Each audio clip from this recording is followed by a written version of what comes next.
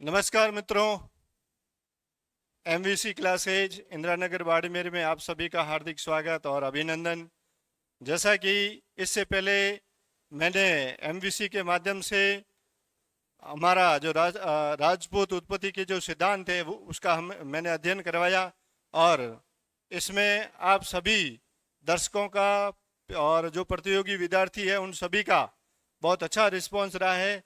और उसके बाद में आज मारवाड़ के जो राठौड़ वंश है उनकी शुरुआत से लेकर और अंत तक, यानी कि शुरुआत राव सिंहा से होती है और अंत हनुमंत सिंह तक होता है, उसका हम एमसीक्यू के माध्यम से इनका अध्ययन करेंगे और बहुत ही विस्तृत रूप से अध्ययन करेंगे। और आपको इस वीडियो के माध्यम से ऐसी छोटी छोटी चीज़ें आपके सामने प्रस्तुत की जाएगी जो अब तक आपके किताबों में कहीं जो एक किताब में मिली होगी तो दूसरे में नहीं मिली होगी, उन सभी का एक कलेक्शन है जो आपके पास उपलब्ध करवाया जा रहा है जो एमसीक्यू के माध्यम से। तो आप सभी इस में आप ज़्यादा से ज़्यादा जुड़ें और इस पर जो यूट्यूब का आप अपने पढ़ाई में भरपूर उपयोग करें। आज है मारवाड़ का राठौड़ वंश। मारवाड़ का राठौड़ वंश, मारवाड़ के राठौड़ वंश में है। सर्वप्रथम हम उसकी उत्पत्ति कहाँ से हुई है उसके बारे में अध्ययन करेंगे। और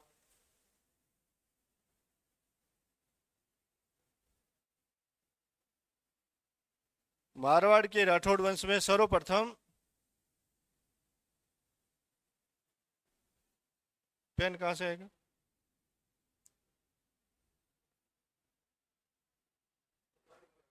नहीं नहीं, कोई बंद नहीं करना कि तो बंद। और इस प्रकार से ये हम आज मारवाड़ का राठौड़ वंश पढ़ने जा रहे हैं। और मारवाड़ के राठौड़ वंश में पहला प्रश्न है कि राठौड़ शब्द निम्न में से बना है जो दक्षिण की एक जाति थी।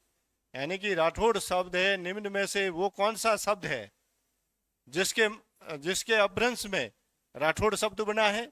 और ये दक्षिण की एक प्रसिद्ध जाति रही है जिसका अपना दक्षिण भारत में अपना एक बहुत बड़ा साम्राज्य रहा है।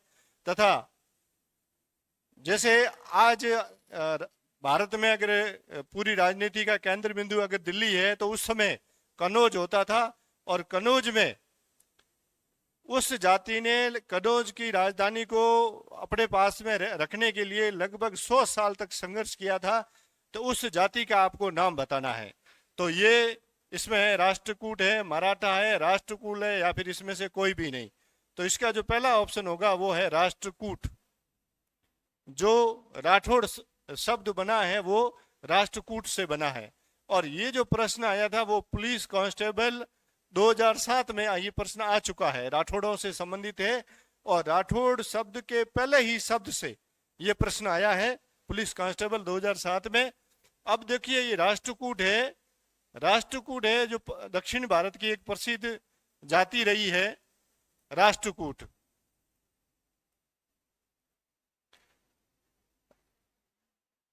मध्यकालीन भारत की 3 प्रसिद्ध जातियां, जिसके अंदर एक राष्ट्रकूट, दूसरे गुर्जर प्रतिहार और तीसरे थे पाल। इनके मध्य, और तीसरे थे पाल, इन तीनों के मध्य कन्नौज को लेकर लगभग 100 साल तक संघर्ष रहा, जिसमें कभी कन्नौज राष्ट्रकूटों के पास में रहा, कभी गुर्जर प्रतिहारों के पास में रहा, जैसे कि वत्सराज वगैरह इनके पास में, और कभी रहा पालों के पास में। तो ये जाति है, उस जाति से ही राठौड़ों की उत्पत्ति हुई है, ऐसा इतिहासकारों का मानना है। और लेकिन इसमें भी 2 राय हैं। कुछ इतिहासकार कहते हैं कि ये राष्ट्रकूटों से ही राठौड़ों की उत्पत्ति हुई है, और कुछ लोग कहते हैं कि ये गैडवाल वंश है जो कन्नौज का था, जिसमें जयचंद गैडवाल वगैरह जो प्रसिद्ध राजा हुए हैं उनसे राठौड़ों की उत्पत्ति हुई है। तो इसके बारे में भी हम आगे अध्ययन करेंगे। अब हम इसके बारे में कि ये राष्ट्रकूट शब्द है वो है संस्कृत भाषा का। किस भाषा का शब्द है? ये है संस्कृत भाषा का शब्द है। और इस राष्ट्रकूट से एक शब्द का निर्माण हुआ जिसे कहते हैं रटऊड़। क्या कहते हैं? रटऊड़। ये भी इस राठौड़, इसका भी अर्थ होगा तो वो राठौड़ राठौड़ ही होगा। और ये जो शब्द है वो है प्राकृत भाषा का। किस भाषा का शब्द है? प्राकृत भाषा का है। फिर इस प्राकृत से अपभ्रंश हुआ, तब जाकर राठौड़ शब्द की उत्पत्ति हुई है। यानी कि जब राठौड़ शब्द की बात आती है तो सर्वप्रथम ये राष्ट्रकूट आएगा जो संस्कृत में है। इसके बाद में ये राष्ट्रकूट से हो जाएगा रटऊड़ जो हो जाएगा प्राकृत भाषा में, और इसके बाद में जाकर राठौड़ जो वर्तमान की जो बोलचाल की भाषा में या फिर हम जो कहते हैं उसमें ये राठौड़ शब्द है वो हो जाएगा।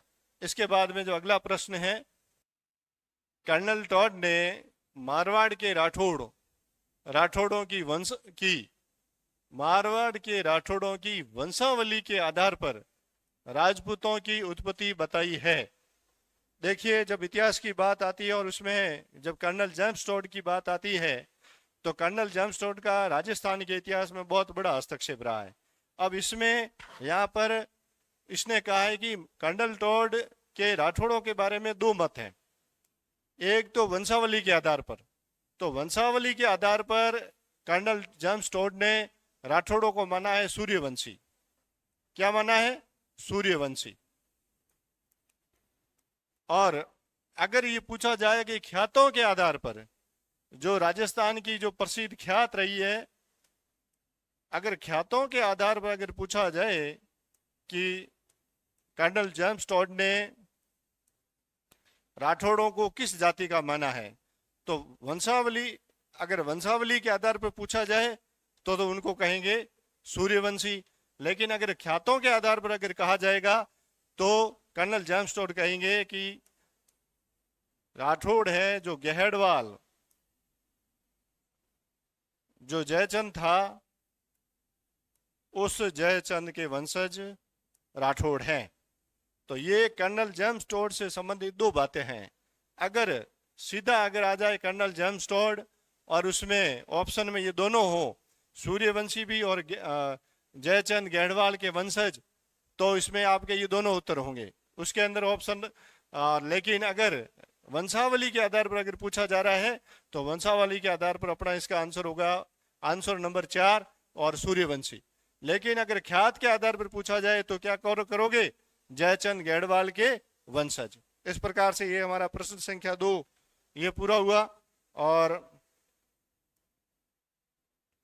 आगे है प्रश्न संख्या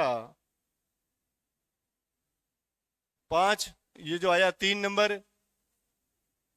इसमें कहा गया है कि निम्न में से किस महाकाव्य, यहां पर महाकाव्य की बात हो रही है, किस महाकाव्य के अनुसार राठौड़ों की उत्पत्ति शिव के शीश पर स्थित चंद्रमा से बताई गई है। यानी कि राठौड़ एक ऐसा महाकाव्य है, उस महाकाव्य में राठौड़ों की उत्पत्ति है वो भगवान शिव है। उस भगवान शिव के शीश पर स्थित जो चंद्रमा है, किस पर? जो चंद्रमा है, उस चंद्रमा से इनकी उत्पत्ति बताई गई है। तो वो इसमें से कौन सा ग्रंथ होगा?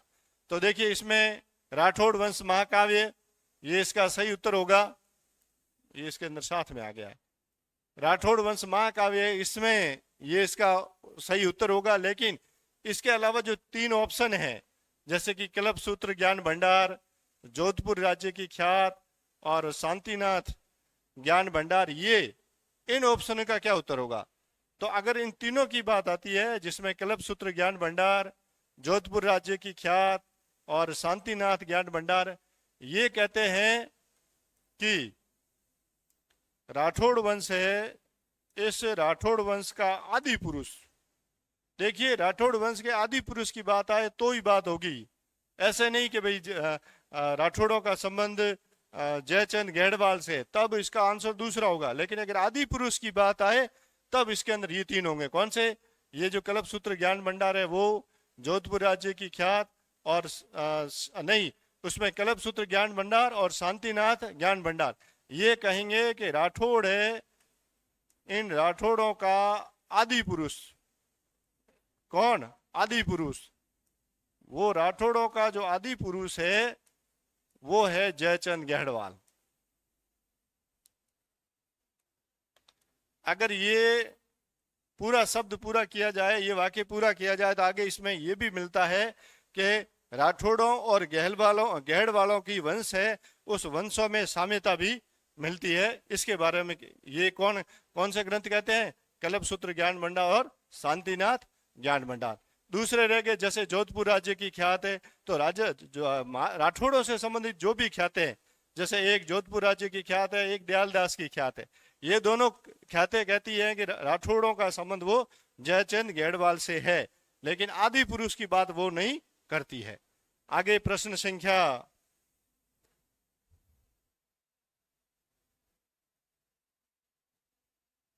प्रश्न संख्या 4, किन किन प्रमाणों के आधार पर यह कहा जा सकता है कि मारवाड़ के राठौड़ का आदि पुरुष जयचंद गेड़वाल था? जैसा कि मैंने पहले ही आपको डिटेल में बता दिया, वही प्रश्न यह आया है। तो इसके अंदर पहला है खंबात के कल्पसूत्र ज्ञान भंडार, वो 1555 का फलोदी का जो शिलालेख है ये। दूसरा कह रहा है कि राज रत्नाकर और भाटों के अनुसार। तीसरा मोहनोत नैणसी और पृथ्वीराज रासो के अनुसार। चौथा है डॉक्टर हार्नली और डॉक्टर ओझा के अनुसार। तो अगर इस प्रश्न का उत्तर है तो वो प्रश्न मैं 3 में इसका उत्तर दे चुका हूं, और इसमें आंसर इसका होगा खंबात के कल्पसूत्र ज्ञान भंडार और 1555 का फलोदी का शिलालेख, और एक इसके अंदर और जुड़ेगा, वो है शांतिनाथ ज्ञान भंडार। क्या है? शांतिनाथ ज्ञान भंडार है। वो सभी इस बात को मानते हैं, और ये जो चीज कही किसने है? वो कही है सोमानी ने। किसने कही है? सोमानी है। उसने ये कहा है कि शांतिनाथ का ज्ञान भंडार, खंबात के कल्पसूत्र ज्ञान भंडार और 1555 का फलोदी का शिलालेख और एक और प्रति है, वो सभी ये मानती हैं कि राठौड़ों का आदि पुरुष है वो कौन है? जयचंद गेड़वाल है। लेकिन यहाँ पर दूसरा नंबर ऑप्शन है जिसमें राज रत्नाकर और भाटों के अनुसार। अगर राज रत्नाकर की बात आए, किसके बारे में? राज रत्नाकर। तो राज रत्नाकर और इन्होंने कहा है कि राठौड़ है वो हिरण्यकश्यप की संतान थी। किसकी संतान थी? राठौड़ है वो हिरण्यकश्यप की संतान थी। आगे चलते हैं, उसमें मोहनोत नैणसी और पृथ्वीराज रासो आता है। तो देखिए, मोहनोत नैणसी है, पृथ्वीराज रासो है, दो वो ख्याते हो गई। ये सभी कहते हैं कि राठौड़ है वो जयचंद गेड़वाल से संबंधित है। लेकिन जो चौथे ऑप्शन में डॉक्टर हॉर्नली मिल रहे हैं, ये हॉर्नली पहला ऐसा इतिहासकार था जिसने कहा कि राठौड़ है, उनका संबंध कन्नौज के गहड़वालों से नहीं है। जबकि जो कन्नौज के पास में एक स्थान है जिसका नाम है बंदायू। क्या नाम है? बंदायू। ये बंदायू है। इस बंदायू में जो राष्ट्रकूटों की एक शाखा रहती थी। किसकी शाखा रहती थी? राष्ट्रकूटों की एक शाखा रहती थी। और जयचंद जो मारवाड़ के राठौड़ हैं वो इन बंदायू के राठौड़ों से, बंदायू की राष्ट्रकूट शाखा है उससे ही संबंधित है। और डॉक्टर ओझा ने, जो हरनली ने जो सिद्धांत दिया, उस सिद्धांत का डॉक्टर ओझा है, जो डॉक्टर गौरीशंकर हीराचंद जी ओझा है, वो इस बात का समर्थन करते हैं। और वो ये कहते हैं कि जयचंद जो राठौड़ वंश, जो मारवाड़ का राठौड़ वंश है, वो बंदायू के राष्ट्रकूटों से संबंधित है। और वर्तमान में यह मत ही मान्य है। कौन सा? बंदायू के राठौड़ों से। ये अलग बात है कि गहड़ वालों और ये अलग बात है कि गहड़ वालों और राष्ट्रकूटों में जो बंदायू के जो राठौड़ है या राष्ट्रकूट कहो, इनके जो वंश है, उस वंशों के जो राजा मिल रहे हैं, जैसे कि बंदायू के राठौड़ों में जैसे कि चंद मिलता है, जो वो गैड़ वालों का भी मूल पुरुष है। उसके बाद में भी जो राजा मिल रहे हैं जयचंद वगैरह है। तो ये इन दोनों के अंदर साम्यता होनी एक अलग बात है, लेकिन इनका आपस में कोई संबंध नहीं है, क्योंकि इनके बीच में आपस में वैवाहिक संबंध भी थे। और इन सभी आधारों पर हम कह सकते हैं कि मारवाड़ के राठौड़ वो बंदायू के राष्ट्रकूट शाखा से संबंधित है। आगे प्रश्न है कि मारवाड़ के राठौड़ राजवंश का संस्थापक कौन था। अब हमने इससे पहले वाले प्रश्न में अध्ययन किया था कि मारवाड़ के राठौड़ आए कहाँ से। तो ज्यादातर लोग ये कहते हैं कि मारवाड़ के राठौड़ आए, वो आए कन्नौज से। लेकिन बाद में जब इतिहास का अध्ययन किया गया, विभिन्न बहिया वगैरह जो विभिन्न ऐतिहासिक स्रोत मिले, और उसके आधार पर जब इतिहासकारों ने इनका अध्ययन किया तो उससे ये चीज सामने आती है कि मारवाड़ के जो राठौड़ है वो बंदायू के राष्ट्रकूट है और उनकी शाखा है। और इसी शाखा में एक जो बंदायू के हुए थे जिनका नाम था चैतराम जी। क्या नाम था? चैतराम जी। इस चैतराम जी का पुत्र था राव सिंहा। वो है जो मारवाड़ के राठौड़ वंश का, उसको हम संस्थापक मानेंगे। किसे? मारवाड़ के राठौड़ वंश का संस्थापक अगर कहा जाएगा तो वो राव सिंहा है। इससे संबंधित बहुत इतिहास में बहुत अच्छी अच्छी जानकारी मिलती है। कहा जाता है, कुछ इसमें संबंधित किंवदंतियां हैं कि राव सिंहा का जब जन्म हुआ था तब दासियों और उनकी अंडरस्टैंडिंग के कारण उनका जो सही समय वो की जानकारी है जो राजा को नहीं हुई, और इस कारण से जब जो वो समय जब जोशियों को बताया गया तब उन्होंने कहा कि राजा जी ये लड़का आपके लिए शुभ नहीं है, तब उसको जंगल में छोड़ दिया गया था। तब वो सिंहा, उसका उस समय उसका नाम सिंहा नहीं था, वो सिंह के साथ में, सिंहनी के साथ में रहा, सिंहनी का दूध पिया और उसके बाद में उन्हीं के साथ में बड़ा हुआ। और कालांतर में जब उस राव सिंहा को वहां से वापस लाते हैं तब उसका नाम सिंहों के साथ में रहने के कारण उसका नाम पड़ गया था सिंहा। वो है राव सिंहा जो मारवाड़ के राठौड़ वंश का बाद में संस्थापक माना जाता है। उसमें एक और घटना है कि यहाँ से जो जो मारवाड़ से कुछ लोग हैं जो सिरमाली वगैरह वो तीर्थाटन को गए थे, तो जब वो कन्नौज से गुजर रहे थे तब उन्होंने जंगल में एक घटना देखी। उसमें कि एक बच्चा है जो सिंहों के साथ में खेल रहा है, उनके साथ में उछल कूद कर रहा है और वो सिंहों के जबड़े खोलकर उनके दांत गिन रहा है और उनको पटकनी दे रहा है। तब उन्होंने कहा कि ये कोई सिर्फ कल्पना मात्र है या फिर अपनी आंखों का सिर्फ कोई ऐसा कोई भुलावा है कि हम ऐसी कैसे कल्पना कर सकते हैं कि एक आदमी है जो सिंहों के साथ में और सिंहों को पटक रहा है, तो मतलब सिंहों से ज्यादा शक्तिशाली कैसे हो सकता है। तब ये घटना बंदायू में जाकर चैतराम जी को बताई जाती है। तब चैतराम जी ने उस चीज का पता लगाया था। तब उन्होंने कहा तो कि फिर जब चैतराम जी का यह पुत्र हुआ था तब उन्होंने जिन सेवकों को जंगल में छोड़ने के लिए भेजा था तब उन्होंने कहा कि चैतराम जी ये हो ना हो अपना वही पुत्र है जिसे हमने जंगल में छोड़ा था लेकिन हमने उसको मारा नहीं था और हमने एक सिंहनी की गुफा में छोड़ दिया था और यही वो लड़का है। तब राव चैतराम जी वगैरह एक बहुत बड़ी टीम, अब उस सिंह को ले जाने के लिए कोई अकेला आदमी तो जा नहीं सकता था, तो एक बहुत बड़ी टीम भेजी और उसको जबरदस्ती वहां से जैसे तैसे वहां पर लाया गया।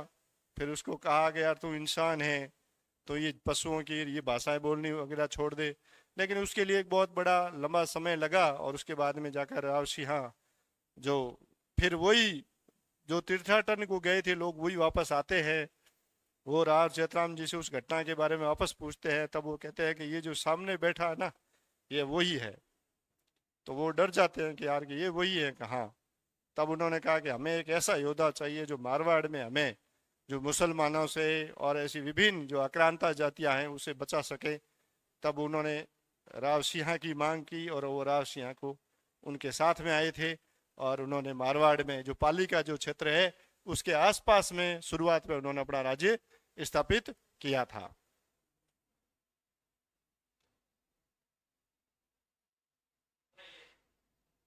आगे है 3 पुत्र हुए थे। कितने हुए थे? 3 पुत्र। उसमें पहला पुत्र था आस्थान, सोनग और अज। ये 3 पुत्र हुए और उसमें से राजा कौन बना? आस्थान। 1 नंबर का जो आस्थान था वो राजा बना।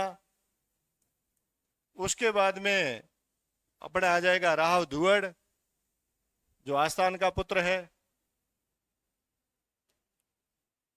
और राव धुवड़ ने जो राठौड़ वंश की जो कुलदेवी है, जिसे हम वर्तमान में नागणेची नाम से जानते हैं, नागणेची माता के नाम से, ये जो नागणेची माता की जो 18 हाथों की जो मूर्ति है वो यही राव धुवड़ कहाँ से? कर्नाटक से लेके आया था।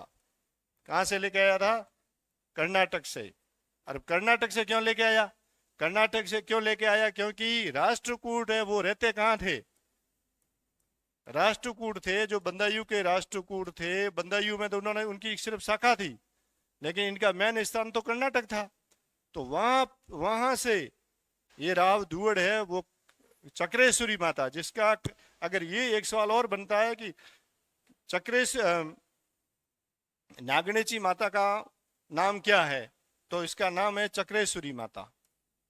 क्या नाम है? चक्रेश्वरी माता।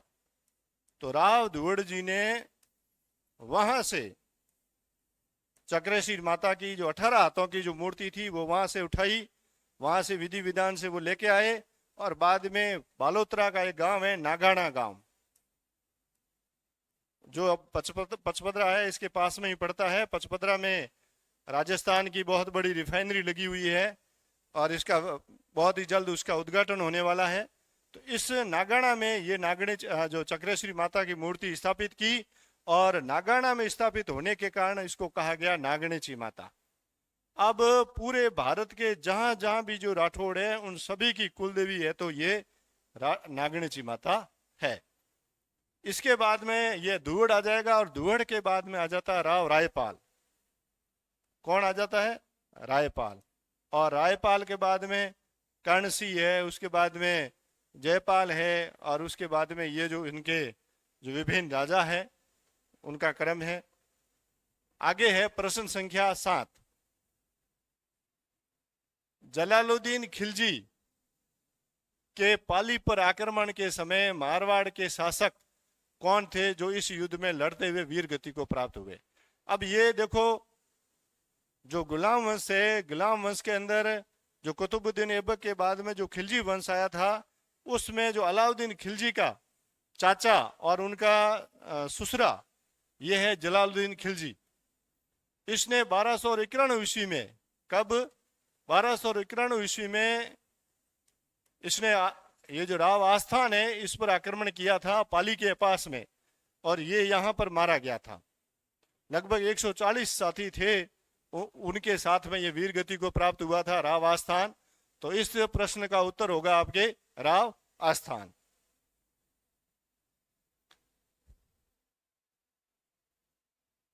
प्रश्न संख्या 8 है, राव धुवड़ के बारे में कौन सा कथन सत्य नहीं है?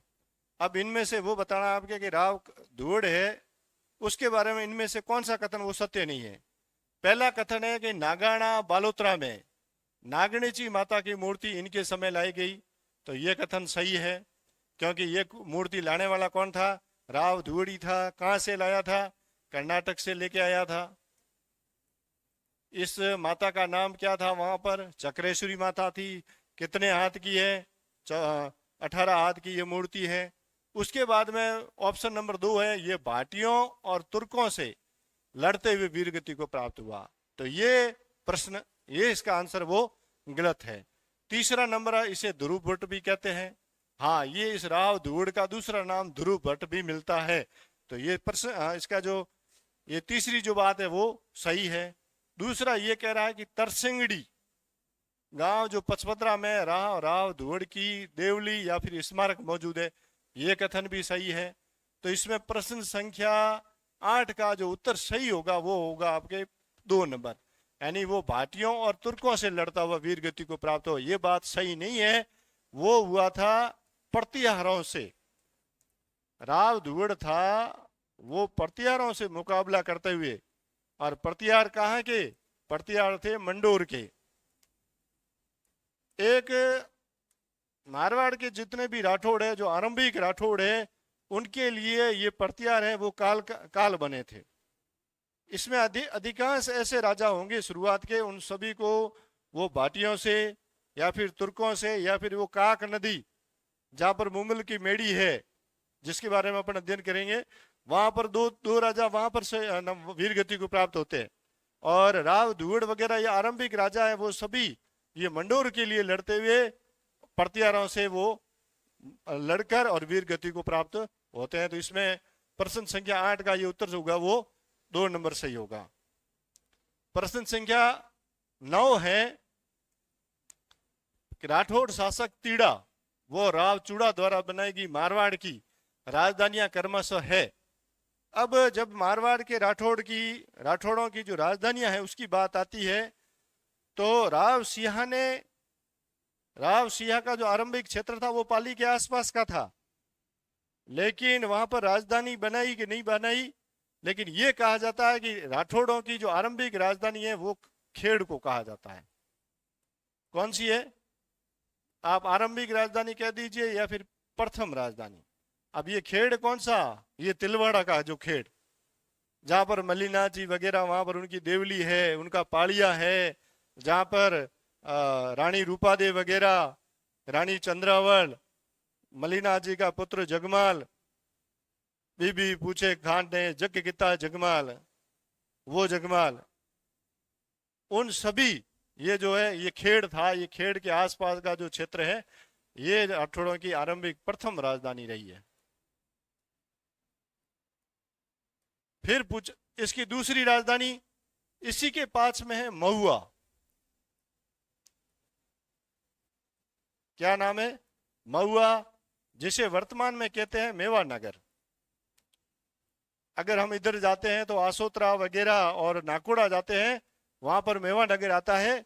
ये मेवा नगर है जिसे उस समय महुआ कहते थे, और ये राजधानी बनाई थी किसने? राव तीड़ा ने। किसने बनाई थी? राव तीड़ा ने। और इसी महुआ पर राज्य करते हुए मल्लीनाथ जी जो है, मल्लीनाथ जी ने राव की उपाधि धारण की थी, रावण की, और उन्होंने एक पंथ भी चलाया है जिसे कुंडा पंथ कहते हैं। और उन्होंने एक बहुत बड़ा उस समय का एक ऐतिहासिक जो कीर्तन और एक बहुत बड़ी सत्संग करवाई थी। उसके बाद में जाकर ये कुंडा पंथ है उसकी स्थापना हुई, और उसके बाद में वो तत्काल वो चले जाते हैं। तो ये था। तो अगर तीड़ा की आएगी तो आएगा महुआ या महेवा, और राव चूड़ा का आएगा तो मल्लीनाथ जी का एक छोटा भाई था जिसका नाम था राव वीरम। क्या नाम है? वीरम। और इस वीरम का है राव चूड़ा। राजस्थान में और राजस्थान की जनश्रुतियों में एक दोहा मिलता है कि मालेरा मड़े और वीरमरा गड़े। ठीक है ना? तो ये दोनों भाई थे, मल्लीनाथ जी यानी माले यानी कि मल्लीनाथ जी, और वीरम यानी ये वीरम। इसका गड़े का मतलब हो गया जो राजस्थान का पथरीला जो क्षेत्र था, जिसके अंदर मंडोर है, उधर का नागौर का जो क्षेत्र है, ये जो आसपास का क्षेत्र था वो तो था। वह मल्लीनाथ जी ने किसको दे दिया था? अपने छोटे भाई वीरम को। और ये जो रेगिस्तान जिसे अपने वर्तमान में जो मालानी जो कहते हैं, ये मालानी भी इस राव मल्लीनाथ जी के नाम पर पड़ी है। तो ये जो क्षेत्र था वो पूरा पूरा क्या कहलाया? मल्लीनाथ जी के नाम पर मालानी। इसी के नाम पर आधार बाड़मेर और दिल्ली के बीच में ये ट्रेन चल रही है जिसका नाम भी मालानी एक्सप्रेस है, जो हमारे मल्लीनाथ जी के ही वंशज और भारत के रेल मंत्री, विदेश मंत्री और वित्त मंत्री रहे जसवंत सिंह जी जसोल ने ये मालानी एक्सप्रेस भी शुरू करवाई थी। वो सभी इस मल्लीनाथ जी के ही ये सभी लोग वंशज हैं। और अगर इनके जो भाइयों की पीढ़ी में भी अगर माना जाता है तो जोधपुर से बड़े ये जो जसोल और खेड़ और इसके जो आसपास के जो राठौड़ जो रहते हैं वो इनके बड़पन में सबसे बड़े भाई हैं। जो पग हमारे यहाँ लोकल भाषा में जो पग कहा जाता है ना कि पग में वो बड़े हैं, तो ये है। और इसमें वीरम और वीरम का पुत्र हुआ चूड़ा। चूड़े के बाद में कहा कि चूड़ इंदेरो एहसान कदे मत भूल जे, चूड़ो चवरी चाड़ दियो, मंडोर दियो दहेज में। ये जो मंडोर है वो राव चूड़ा के समय इंदा प्रतिहारों के आपस में फूट थी और वो मंडोर और उसके आसपास के क्षेत्र की रक्षा नहीं कर पा रहे थे।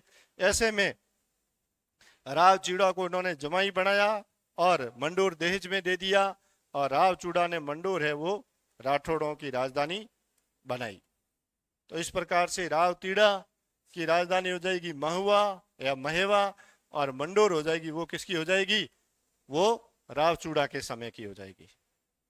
अगला प्रश्न है प्रश्न संख्या 10 कि मारवाड़ के राठौड़ वंश का कौन सा शासक जोहिया वाटी के जोहियों द्वारा एक संघर्ष में मारा गया था। ये जोहिया भी राजपूत थे और इनके जो एक बहुत बड़ा संघर्ष हुआ था और उस संघर्ष में ये जो सलखा जी है इसके अंदर, ये राव सलखा जी है जो मलिनाथ जी और वीरम के पिता है। किनके पिता है? जो राव वीरम और मलिनाथ जी उनके पिता है।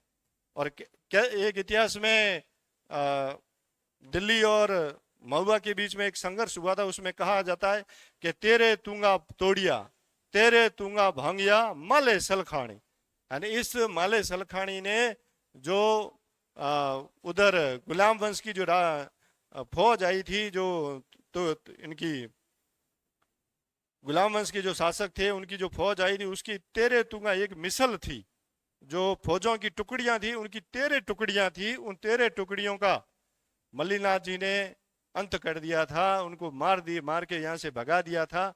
और वो इसलिए ये उक्ति है कि तेरे तुंगा तोड़िया माले सलखानी। ये राव मल्लीनाथ जी के पिता है।